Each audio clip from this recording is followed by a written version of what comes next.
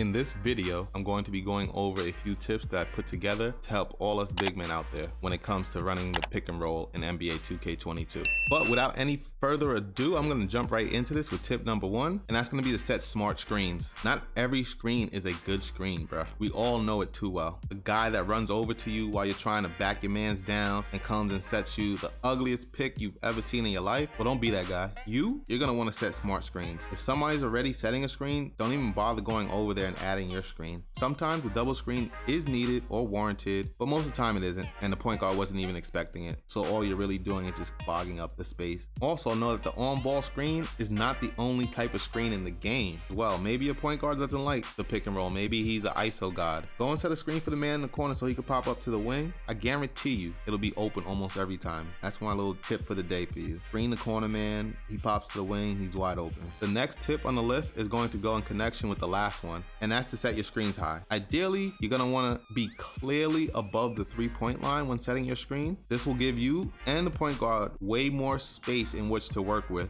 and it gives you the added benefit of forcing your matchups to have more ground to cover. Moving on to tip number 3 is gonna be to read the defense. Know when to hold strong on that screen. Your point guard might be going back and forth 25 times. We've seen it. It's 2K. We all know how it be. You just gotta stand there, but do be reading it because there's times when you should release and cut to the basket. In a perfect world, when all parts are moving at peak performance, you're gonna wanna roll whenever your man is playing sides defense, especially if your point guard has passed you and is actively being guarded by your matchup. At this point, it's time to make that mad dash for the paint, forcing your man to decide, is he gonna drop down and cover you, which he should never do. Give up 2 every time. That's another gem in here. Give up the 2, guard the 3. Or is the point guard's man going to cover you? And that's easy buckets all day. And this will cause a chain reaction in the other team's defense, forcing them to have to start rotating. As long as you're swinging the ball around, you will find that open man because someone will be open. And that's going to take us right into tip number 4 on this list, and that's going to be knowing when to pass versus shoot the ball. Now, I know as a big myself, I know we rarely get any opportunity to shine, but unfortunately, we are going to have to pass that rock up. Just remember that if ran right, the pick and roll will most times leave you wide open to take the shot. That's the easy part, right? But just remember, this year in NBA 2K22, the